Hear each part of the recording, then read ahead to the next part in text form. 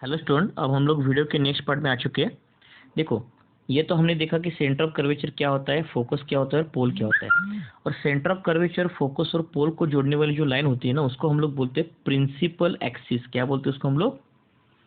Principal axis. This is known as a principal axis.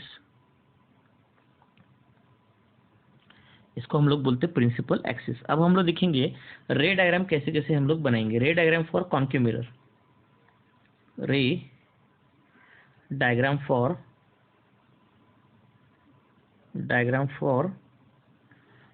Concave mirror.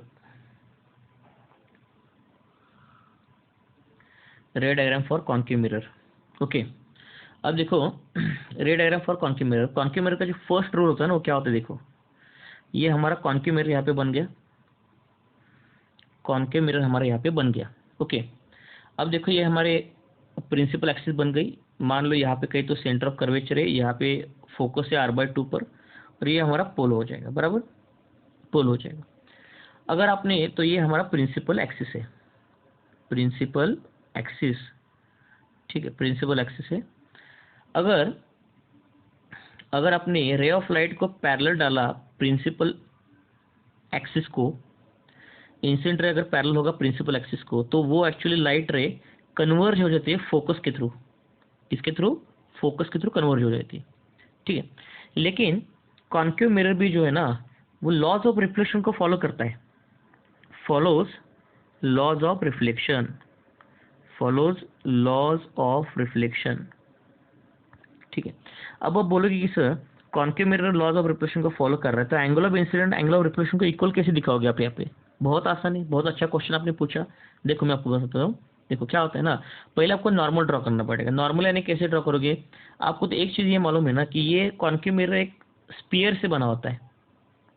एक ऐसे बड़े spear से, यानी स्पीयर का एक कांच का एक स्पीयर होता है, उससे कॉन्केव मिरर बना होता है ना। कांच का एक स्पीयर होता है, उससे कॉन्केव मिरर ऐसे बना होता है ना।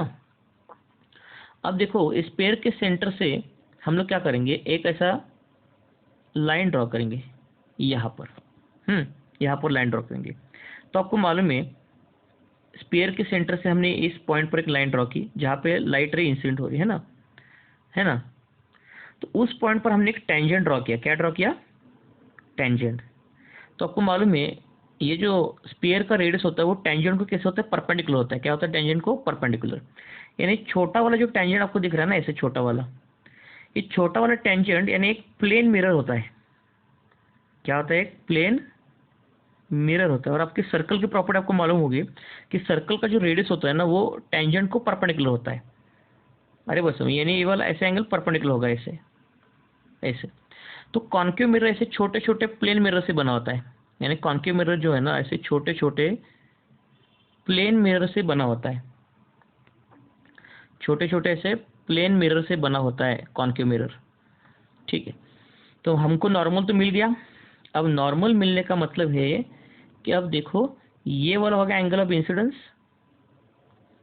और ये वाला होगा एंगल ऑफ रिफ्लेक्शन। और एंगल ऑफ इंसिडेंस और एंगल ऑफ रिफ्लेक्शन दोनों भी क्या होनी चाहिए? सेम होनी चाहिए।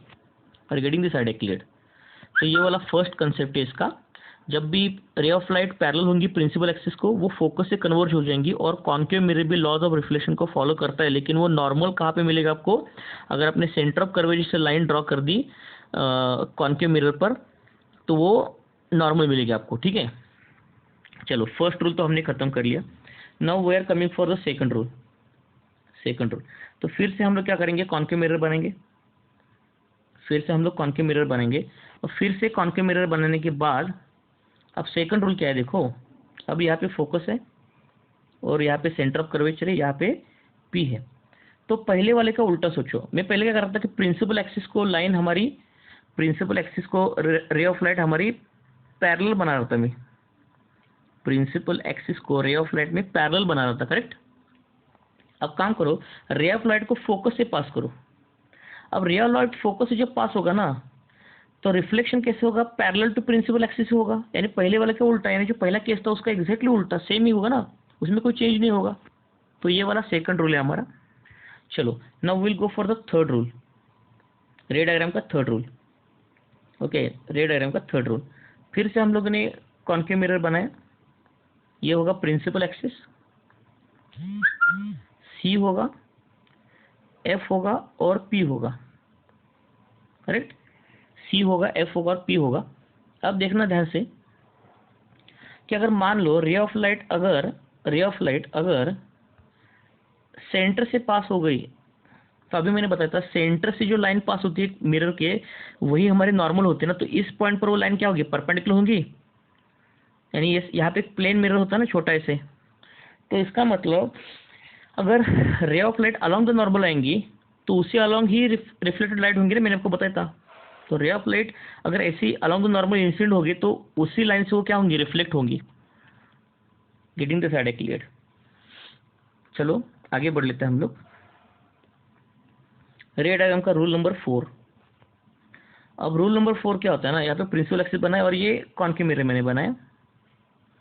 अगर आपने रे ऑफ लाइट को पोल से पास किया, अगर रे ऑफ लाइट को अगर आपने पोल से पास किया तो देखो क्या होता है।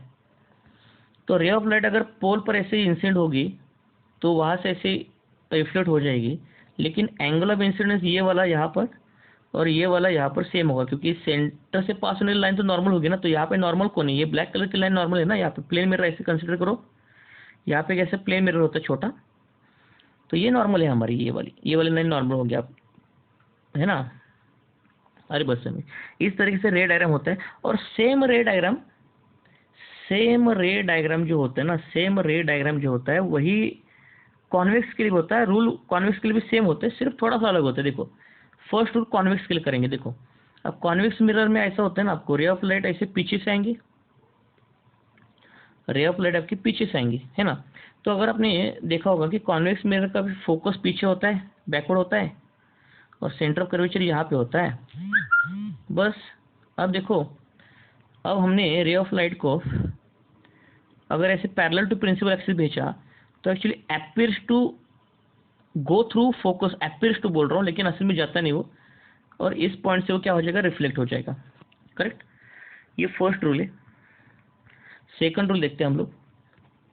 अब सेकंड रूल क्या है ना, कॉन्वेक्स मिरर का, सेकंड रूल जो है कॉन्वेक्स मिरर का, तो उसके लिए फिर से फोकस बनाएंगे, फिर से सेंटर ऑफ कन्वर्जन बनाएंगे, फिर से पी बनाएंगे। अब देखो क्या होता है ना, अगर आपने रे ऑफ लाइट को फोकस के थ्रू भेजा, यानी appears to go to the focus, तो फिर से जो रिफ्लेक्शन होगा वो पैरेलल टू प्रिंसिपल एक्सिस होगा, बस पहले का उल्टा। चलो थर्ड रूल की तरफ जाते हैं। थर्ड रूल की तरफ, अगर आपने कॉन्वेक्स मिरर का रे ऑफ लाइट अगर सेंटर ऑफ कर्वेचर से पास किया, ठीक है। अब देखो सेंटर ऑफ कर्वेचर से अगर आपने पास किया तो appears to pass to centre of curvature ना, तो रिफ्लेक्शन भी उसी के अलोंग होगा ना, क्योंकि सेंटर ऑफ कर्वेचर की लाइन क्या होती है, मिरर को परपेंडिकुलर होती है ना। तो appears to go through the same line, तो इंसिडेंस भी यहाँ पे होगा, रिफ्लेक्शन भी यहीं पे होगा, इसी लाइन पर होगा, करेक्ट। और लास्ट का पार्ट भी सेम ही है, कुछ भी अलग नहीं है, बहुत ही आसान रे डायग्राम होते हैं। रे डायग्राम तो पढ़ना सबसे आसान होता है कॉन्वेक्स मिरर का।